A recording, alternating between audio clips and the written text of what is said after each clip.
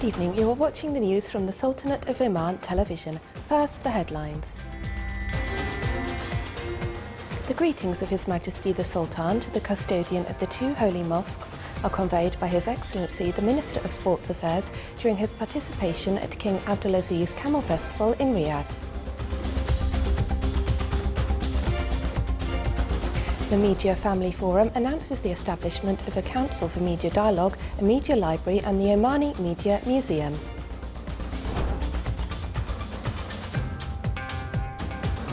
Muscat Municipality starts the implementation of its decision with regard to identifying fees, prices, insurances and financial guarantees collected by the municipality.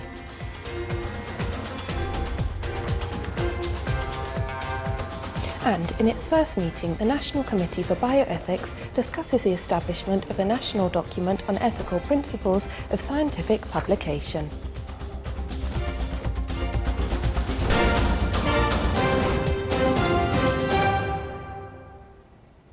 Those were the headlines. Now the news in detail. The greetings of His Majesty Sultan Qaboos bin Said to the custodian of the two holy mosques and the best wishes for him and for the Saudi people of permanent progress and welfare were conveyed by His Excellency Sheikh Saad bin Mohammed bin Said Al Madouf Al Saadi, Minister of Sports Affairs, during his participation based on royal assignment in King Abdulaziz Camel Festival held today in the Saudi capital Riyadh. From his side, the custodian of the two holy mosques informed His Excellency the Minister of Sports Affairs to convey his greetings to His Majesty the Sultan and his utmost wishes for him of permanent health and for the Omani people further progress and prosperity. The Ministry of Information launched during the second Media Family Forum a number of initiatives, including the establishment of the Media Dialogue Council, a media library, a new prize for media research and the Omani Media Museum. The forum was held under the auspices of His Highness Sayyid Haytham bin Tariq Al Sayed. The event was organised by the Ministry of Information in cooperation with the Public Authority for Radio and Television and Sultan Qaboos University. During the forum, the winners of the Media Excellence Award were also honoured.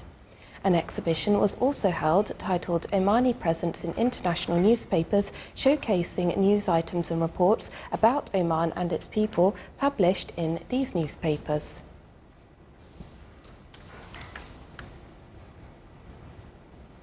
In a step that aims to upgrade the performance of municipal work and facilitate service systems and procedures, Muscat Municipality started the implementation of the Decision No. 1/2018 with regard to identifying fees, prices, insurance and financial guarantees collected by the municipality.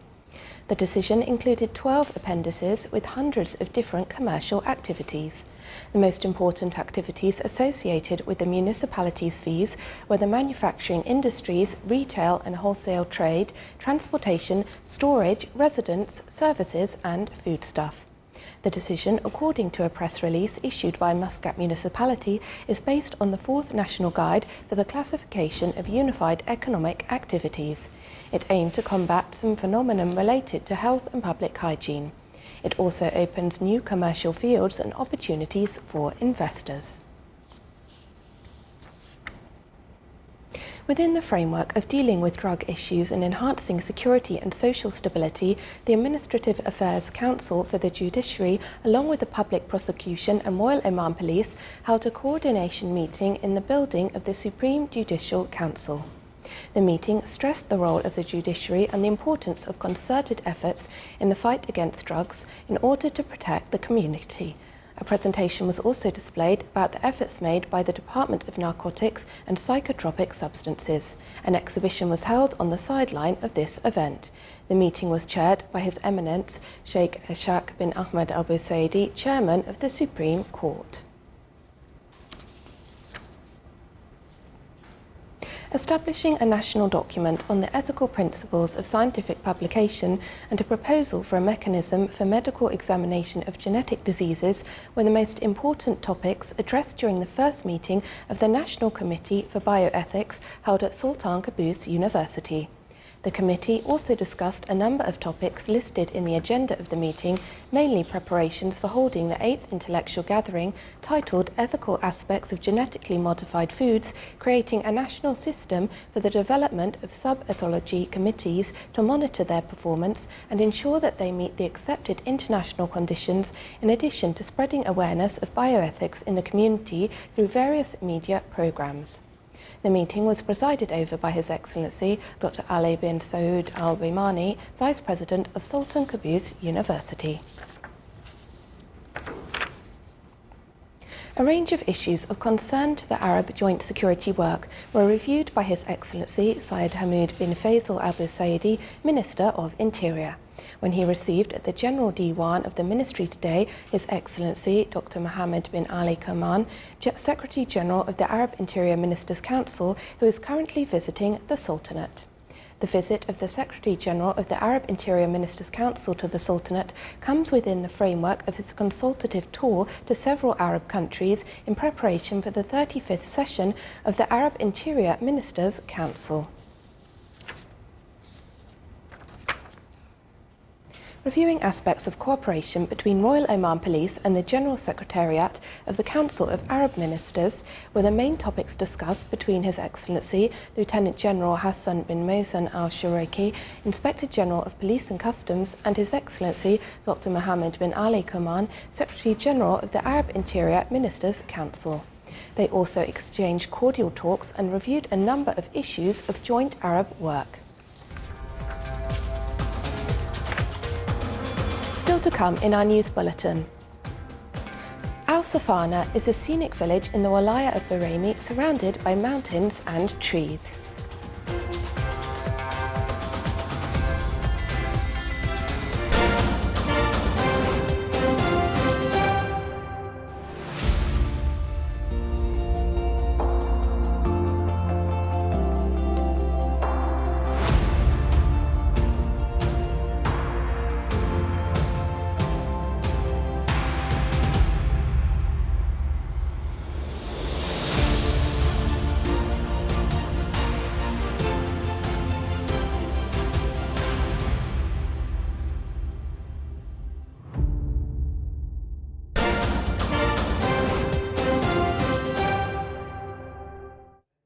Within the framework of the distinguished relations between the Sultanate and the Republic of Egypt, and in order to strengthen joint cultural communication, the Sultanate, represented by the Ministry of Information and the Ministry of Heritage and Culture, continues its participation in activities of Cairo International Book Fair in its 49th round.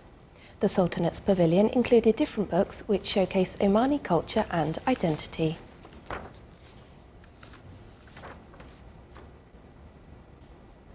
Royal Oman Police, represented by the Directorate General of Traffic, held a ceremony to announce and honour the winners of the Traffic Safety Contest in its 3rd edition. In this ceremony, different categories of society took part, mainly the government and private sectors and public and individual initiatives. Investment in private property was the theme of the seminar organised by the Pension Fund of the Ministry of Defence, which was attended by various members of boards of directors and the executive committees of government pension funds in the Sultanate. The seminar further highlighted policies of fruitful investments in the private capital and stages of investment. The Ministry of Commerce and Industry held an introductory workshop to mark the celebration of Omani Industry Day, which will be on the 11th of February. The workshop included discussions and presentations on experiences in different fields, and recommendations of previous meetings in this regard were also reviewed. The meeting of the Municipal Council in the Governorate of Dhofar discussed topics related to the development of services in the governorates. It dealt with a number of recommendations raised by municipal affair committees in the wilayas of the governorate. The meeting also discussed some proposals presented by members of the Council. The meeting was chaired by His Excellency Sheikh Salem bin Orfit al-Shanfari, Chairman of the Municipal Council. Al Safana village, located in the south of the Wilayah of Baremi, is surrounded by mountains and trees from all directions. It is distinguished with its foliage, which passes through mountains to irrigate various plantations in the village. These plantations of date palm trees draw an eye-catching natural scene. The village also has many ancient towers and houses that embody its deep-rooted history.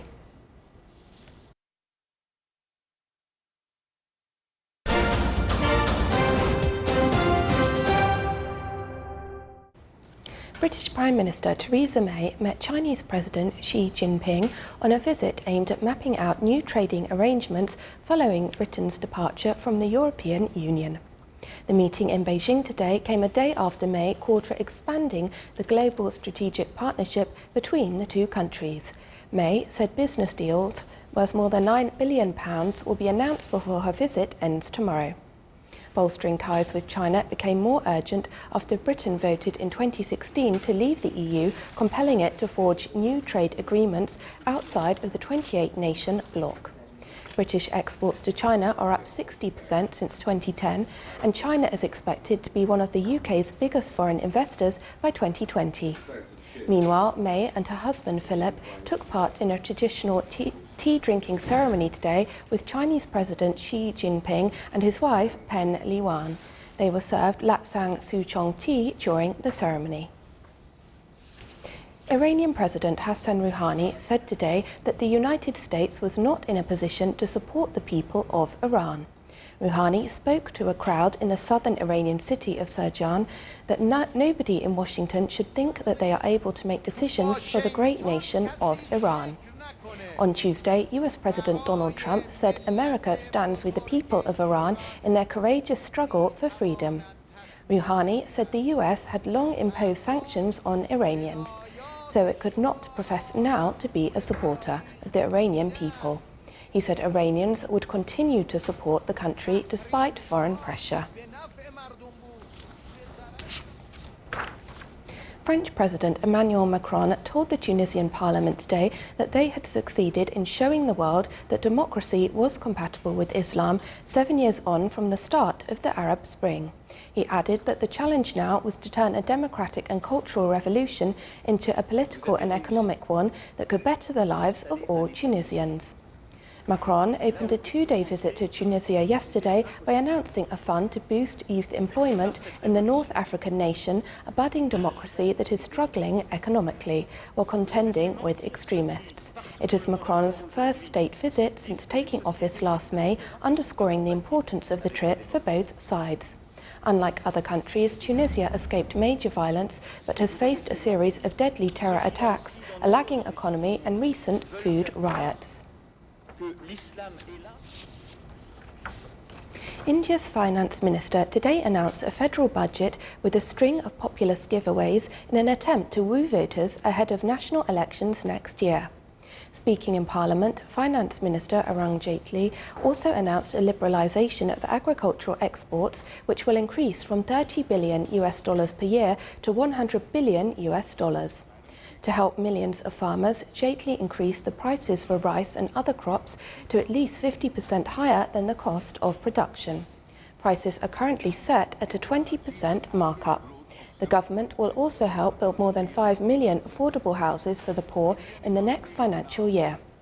The minister announced a health protection programme for 100 million poor families, providing free hospitalisation up to 500,000 rupees or $7,500 a person.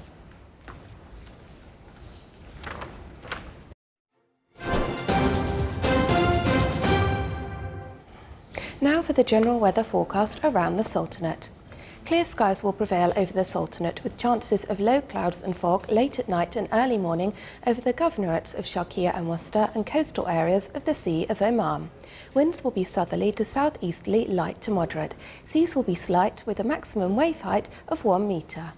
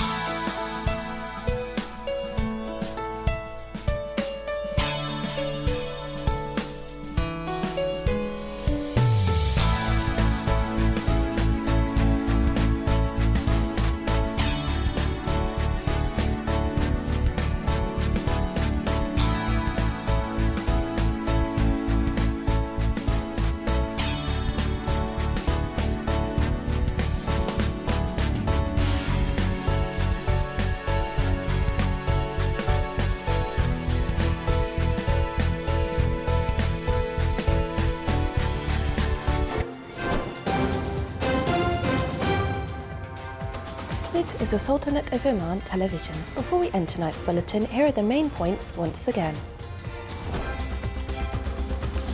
The greetings of His Majesty the Sultan to the custodian of the two holy mosques are conveyed by His Excellency the Minister of Sports Affairs during his participation at King Abdulaziz Camel Festival in Riyadh. The Media Family Forum announces the establishment of a Council for Media Dialogue, a media library and the Omani Media Museum.